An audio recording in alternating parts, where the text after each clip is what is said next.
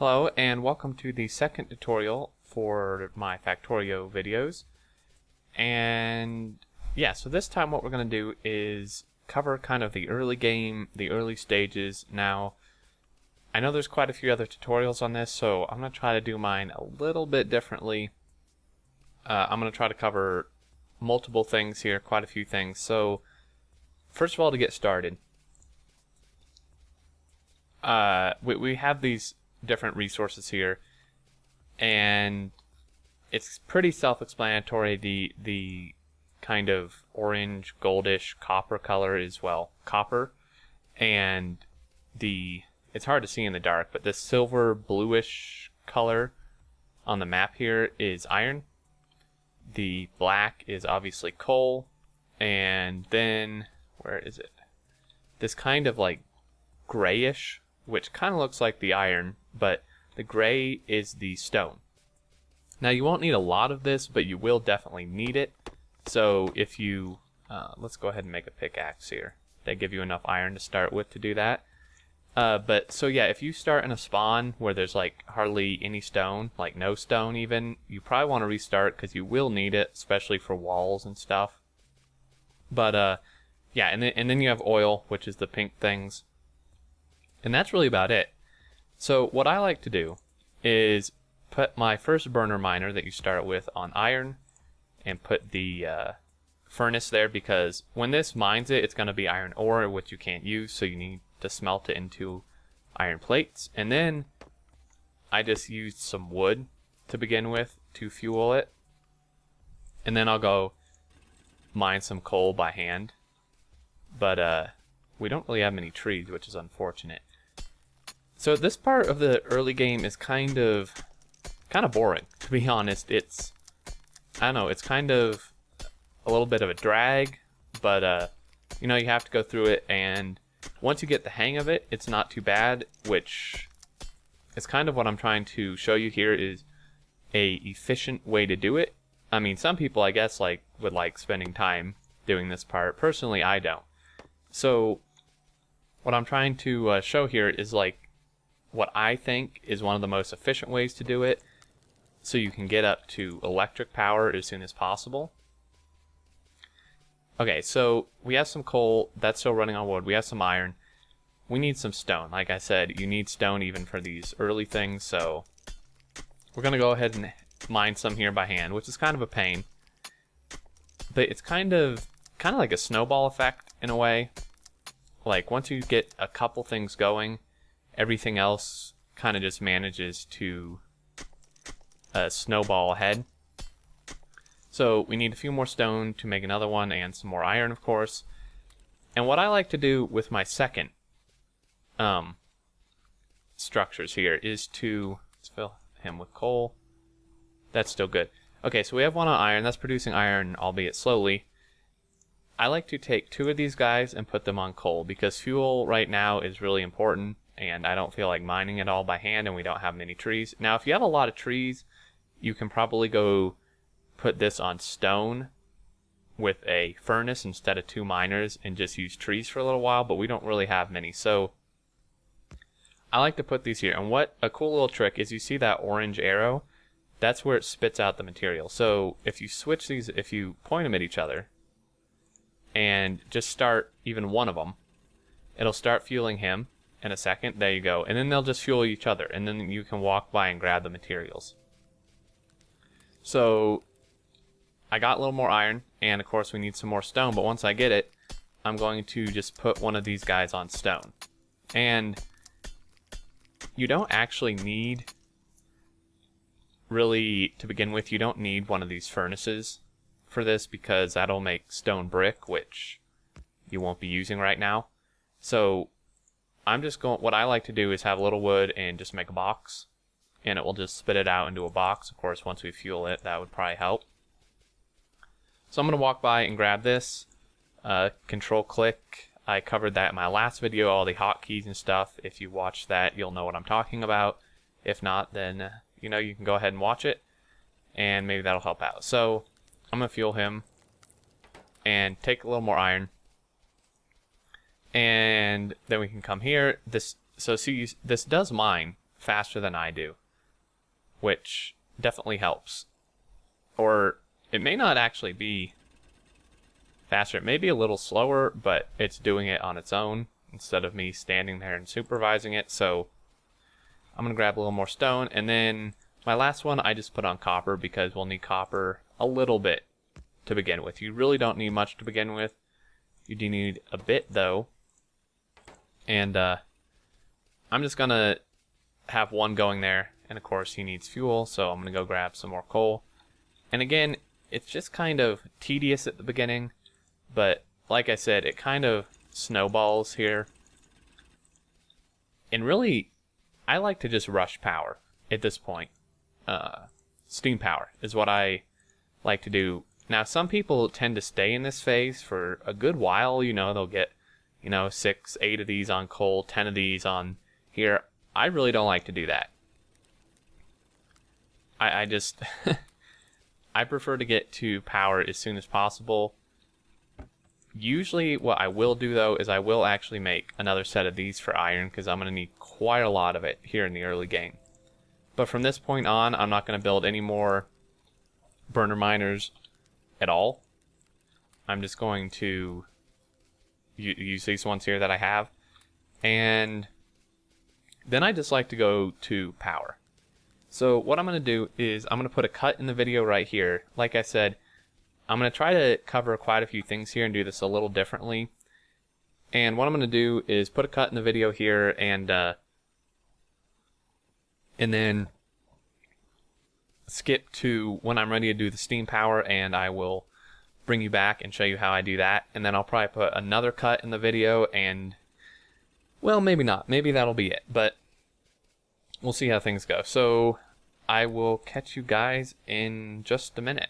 Alrighty guys, welcome back. And as you can see here, I have a few extra items in my inventory. I've gathered the materials and made a offshore pump, which we will need for the water, of course, to create steam.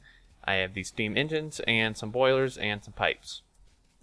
So there is actually a most efficient way to do this. And I mean, the setup can vary, but the amount of items to other items, which I'll explain here in just a second, does matter. So what I'm going to do is I'm going to go ahead and set this up somewhere out of the way. Like, let's set it up over here. Okay, so you've put your offshore pump in the water. And surprisingly, one little quick note is this actually works on the very edge of a map. Now normally if you just do a normal map, there isn't going to be an edge. It's like infinite. But if you do a map with like a set height or a set width or whatever, there's going to be an edge of the map where it's just like cuts off and is black. For some reason it actually like counts as water, and this will work. Just thought I'd throw that in there.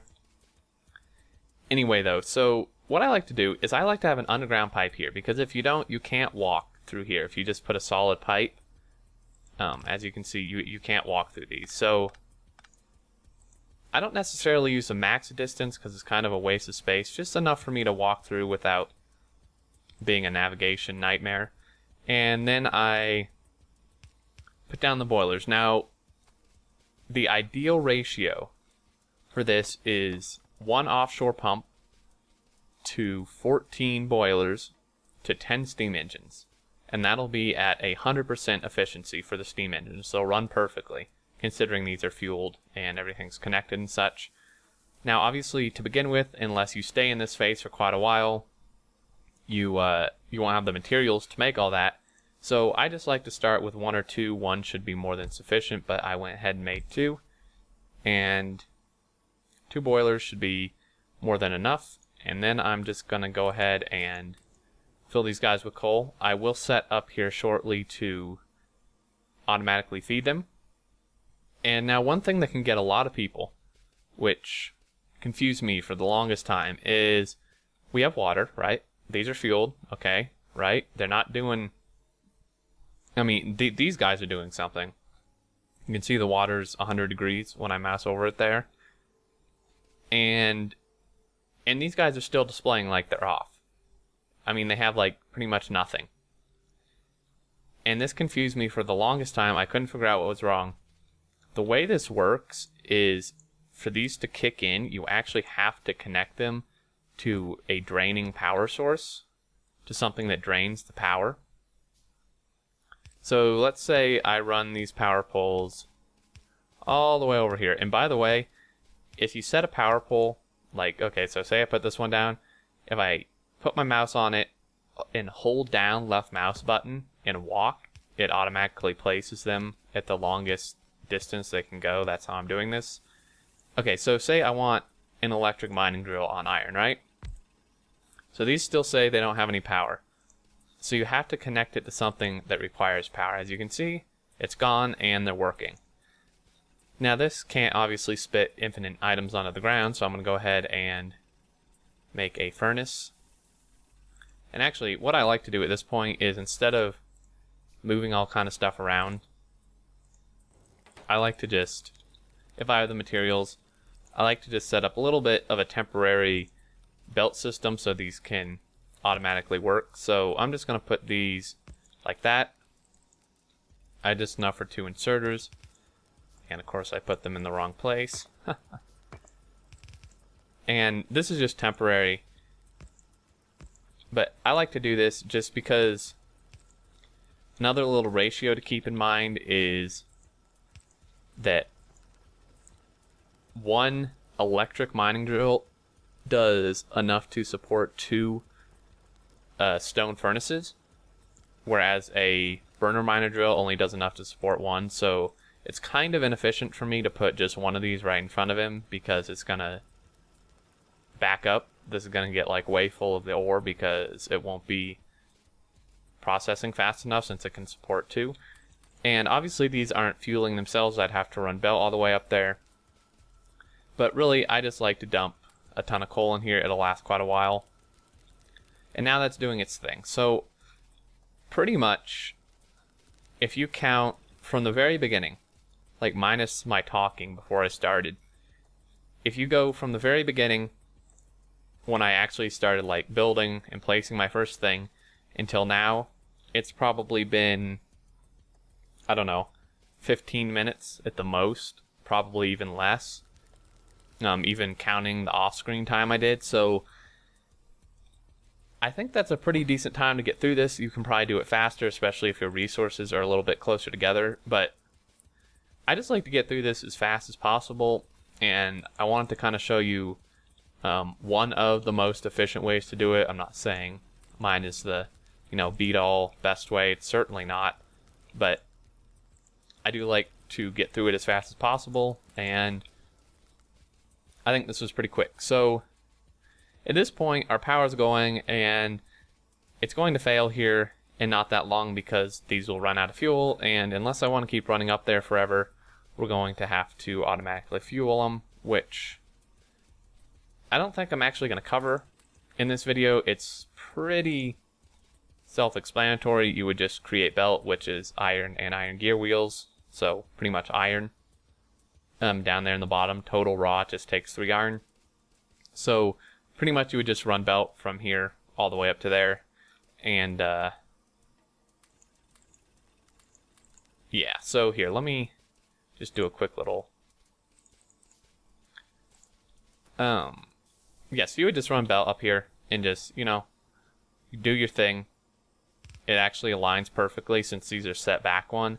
You can put it right up against the steam engine, and it leaves enough space for the inserter, as you can see here. I take that off because the inserter can grab from one belt like away from it like that.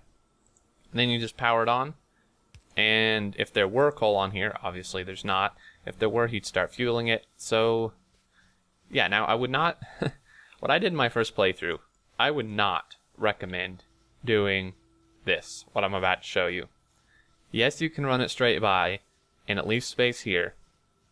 However, I would definitely not whatsoever recommend doing this. So because you can either do these 10 in a line, remember our 1:14:10 ratio. You can either do these 10 in a line, or you can do like, the most common ways to do it is that, or to do a 5 and then 5 right next to it and connect them with a pipe. either way, let's say we were doing 10 in a line, which is what I did when I first started, is I'd have my 110, and then obviously that won't be enough once I get later into the game, so I would do another 10 and put it here and put boilers here. This is not a good idea. I would I would highly recommend not doing this. The reason for this is because, well, one, if something goes wrong, like in here, you have to like walk all the way around the thing and get in here, either from this way or this way. And it's just, like, you can't fit power poles in here. So you have to like cross them over, and it just gets really messy. And then it's really hard to modify, if that makes sense. Like, I just wouldn't recommend this. While we're on this topic here really quick, usually the way I like to do it is come in from like the pump side of things. So I'd bring my coal up here and then put, like, I can't make a splitter because I have no iron, but I'd put a splitter down and have it split this way. And then obviously, since there's a splitter, it can go this way too. And then I'd have it go this way and then just connect to the next 10 and put another splitter, and so on and so forth. It makes it a lot easier to access, because if there's nothing in the middle here, you can either leave space in like this and put a power pole here, which is really nice, or if you want to stick these directly next to each other, you can do that, and you can put power poles on either side and they'll connect to each other, which is really nice. If you leave a space in the middle, they won't be able to reach, but if you have a belt there, then you can't even place one in the middle. So yeah, I would just not recommend doing that. And I think that's actually going to be it for this video. And again, I know there's other people who've covered this, but I kind of think that with a game like Factorio, that more tutorials the better, really. And next time, I think I'm going to cover some good smelting setups that you can do, because unless you're inherently like just really good at this kind of stuff, you're gonna have problems early game. Like your first time through, I certainly did. My smelting setups were absolutely terrible, and I had to redo them over and over and over, and I couldn't expand them because I set them up horribly, which, you know, again, I wouldn't blame you if it's your first time, and that's what these tutorials are kind of meant for, is beginners and stuff. But yeah, so next time I'm going to show you some different ways you can set up your smelting to make it very expandable, and kind of just different choices you have there. So I hope this was helpful to some of you, and you know, if you have any further questions or suggestions, feedback, I would love to hear it in the comments section. And yeah, as always, thank you so much for watching. I really appreciate it, and until next time, I look forward to seeing you all, and take care.